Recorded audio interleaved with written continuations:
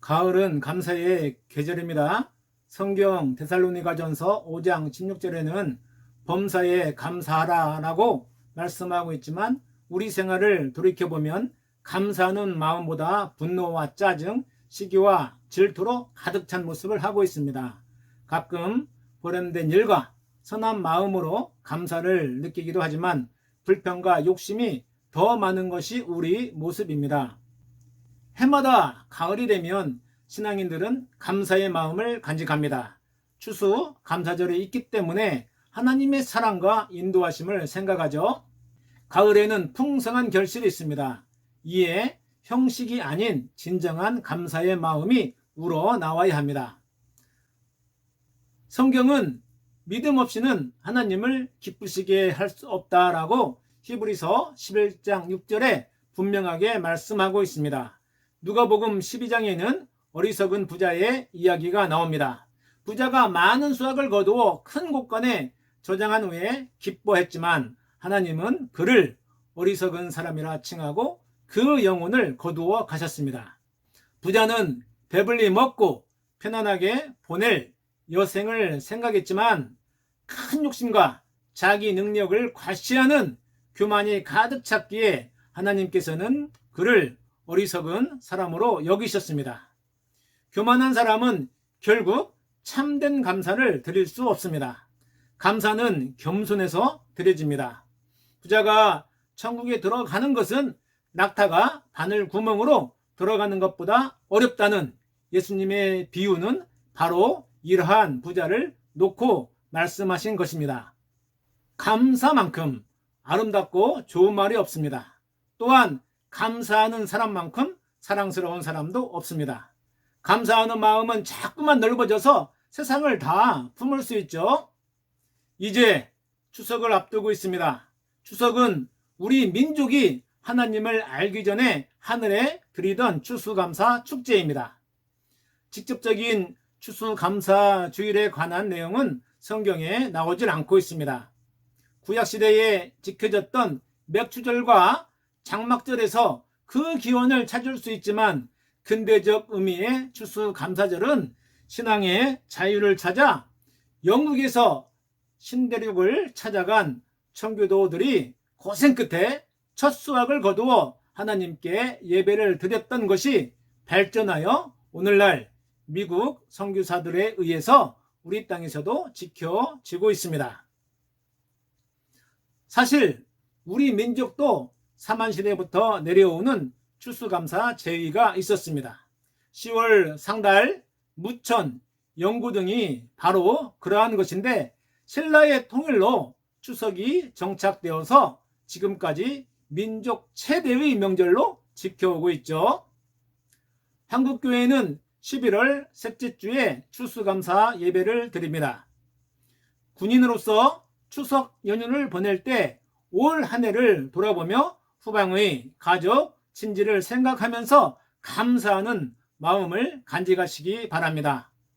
더도 말고 덜도 말고 한가위만 같아라 라는 우리 속담이 있습니다. 그만큼 모든 것이 풍요로워 넉넉한 마음을 갖게 된다는 의미이죠.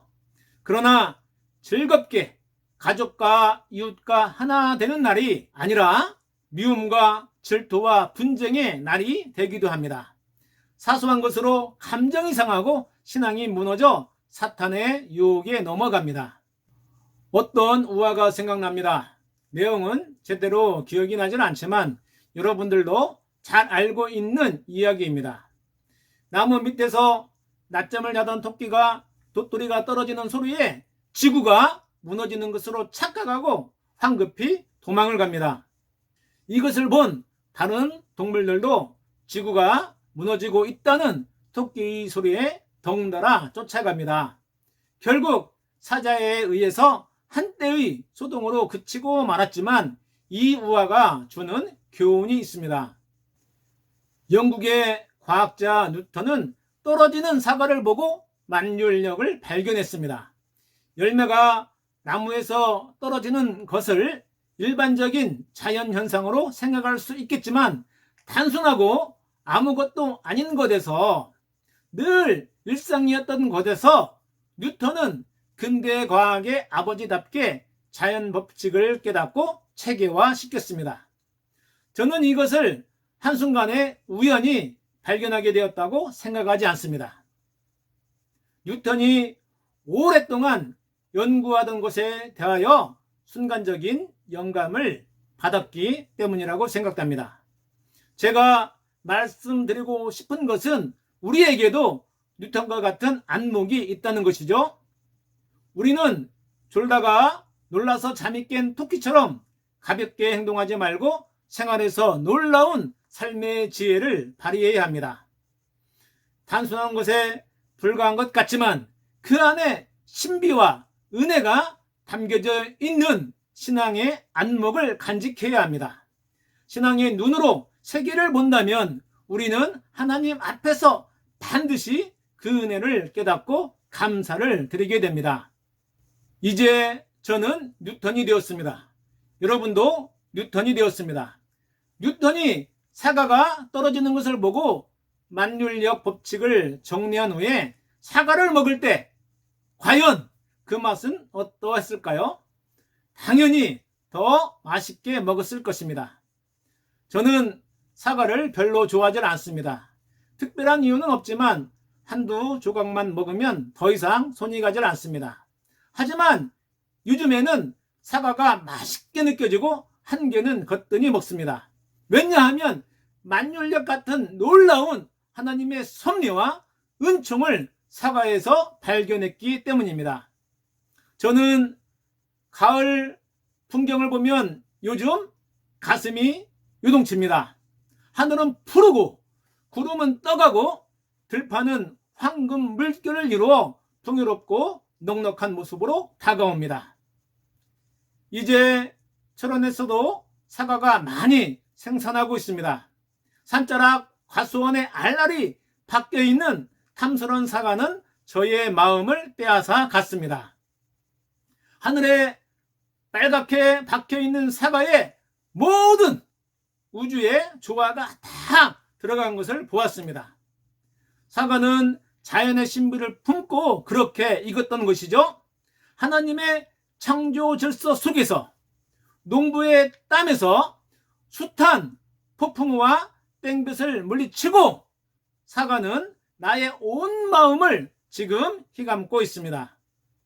모든 신비와 경의가 뿜어져 나오는 자연의 섭리를 보면서 그야말로 삶의 지혜와 방식을 발견하는 기쁨이 충만하였습니다. 분명히 말씀드립니다.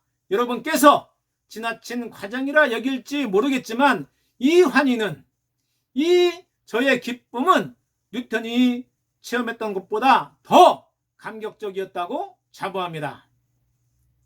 이렇게 자연이 주는 하나님의 섭리를 깨닫고 마태복음 6장 25절에서 34절을 통해 우리 생활 속에서 느껴야 할 심오한 하나님의 뜻을 발견하시기 바랍니다. 한번 다시 읽겠습니다. 목숨을 위하여 무엇을 먹을까? 무엇을 마실까? 몸을 위하여 무엇을 입을까? 염려하지 말라.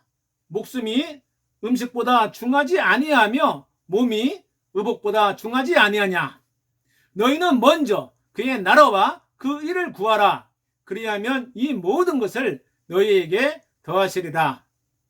오늘의 본문은 우리 신앙인들에게 최고 가치가 무엇인지를 분명히 말씀하고 있습니다.